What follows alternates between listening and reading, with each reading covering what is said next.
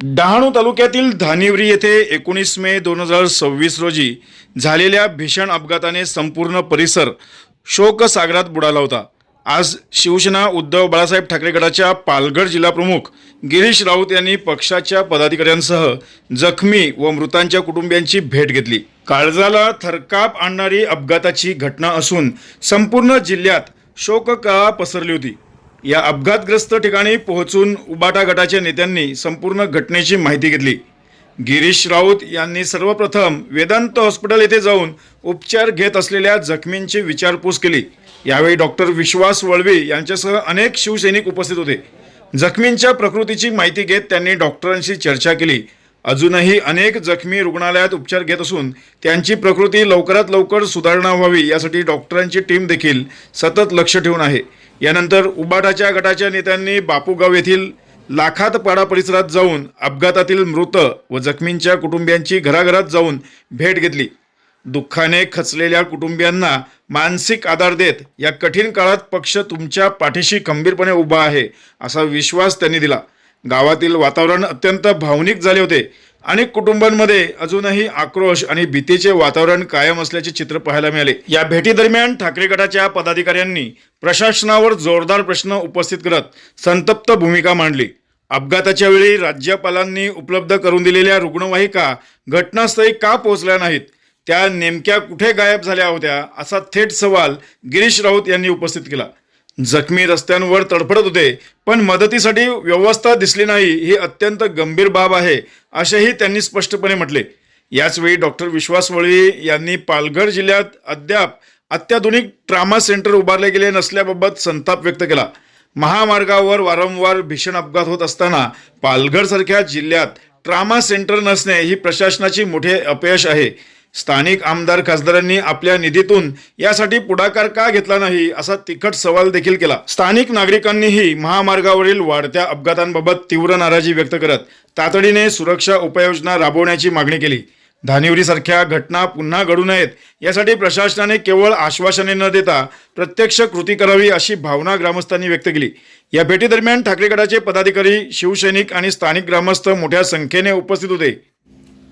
मी शिवसेना उद्धव बाळासाहेब ठाकरे पक्षाचा जिल्हाप्रमुख गिरीश राऊत आणि माझ्यासमोर आहेत आमचे शिवसेनेचे कार्यकर्ते डॉक्टर विश्वास वळवे आणि शिवसेनेचे सर्व पदाधिकारी आणि कार्यकर्ते उपस्थित आहेत। आज आम्ही इथे बापूगाव इथे आलेलो आहोत। 3 दिवसापूर्वी बापूगावचं एक वऱ्हाड हे धानुरीला चाललं होतं आणि दुर्दैवाने धानुरीच्या बाहेर हायवेवरती एक मोठा अपघात झाला आणि त्या अपघातामध्ये सर्व जे वऱ्हाड होतं, वऱ्हाडाचा जे टेम्पो होता त्या टेम्पोला टेलरने भीषण एकदम ठोकलं, म्हणजे जोरदार धडक दिली आणि त्याच्यातले जवळजवळ 13 जण त्या वऱ्हाडामधले जागीच जवळजवळ ठार झाले आणि मी आमच्या पक्षाच्या वतीने मी या 13ही जणांना पहिली भावपूर्ण श्रद्धांजली अर्पण करतो।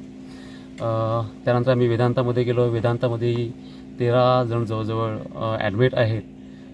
त्याच्यातले 4 जण हे एकदम क्रिटिकल पोझिशनमध्ये आहेत। त्यातले 1 जण आज सकाळी आधीच एक केमला हॉस्पिटलमध्ये नेलेला आहे आणि अजूनही 3 रुग्ण हे मुंबईला ते आता शिफ्ट करत आहेत। त्या तिघांचीही परिस्थिती थोडीशी क्रिटिकल आहे। आमची शासनाला एक विनंती आहे की लवकरात लवकर हे जे 3 रुग्ण मुंबईला नेलेले आहेत त्यांना चांगले डॉक्टर आणि चांगल्या हॉस्पिटलमध्ये ॲडमिट करून त्यांना लवकरात लवकर ते बरे कसे होतील असा हा प्रयत्न त्यांनी करावा। आम्ही जेव्हा आता घटनास्थळी गेलो होतो जिथे हा अपघात झाला आणि तिथे अशी मी अनेक गावं आणि अनेक आम्ही असे पाडे पाहिले की हायवे आहे पण तो हायवेच्या बाजूला सर्व्हिस रस्ता नाही आहे।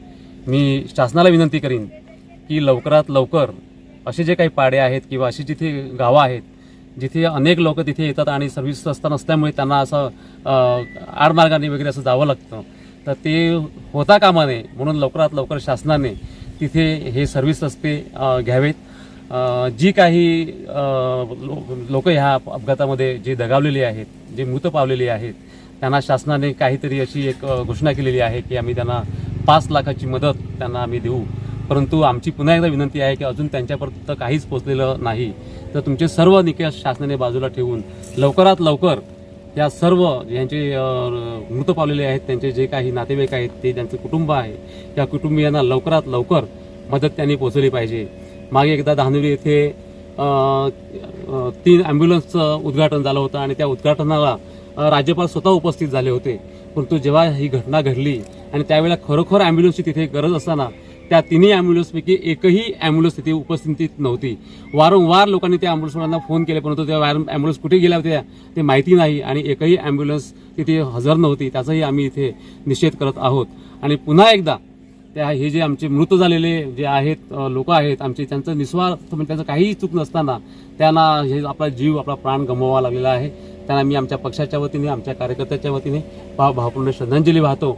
आणि पुन्हा एकदा मी सरकारला विनंती करतो जे हे रुग्ण मुंबईला नेलेले आहेत त्यांना लवकरात लवकर ते बरे कसे होतील तो प्रयत्न करावा. आणि हे जे त्यांचे मृत पावलेल्यांचे जे कुटुंबीय आहे त्यांना तुम्ही जी जाहीर केलेली मदत आहे ती लवकरात लवकर पोहोचवावी.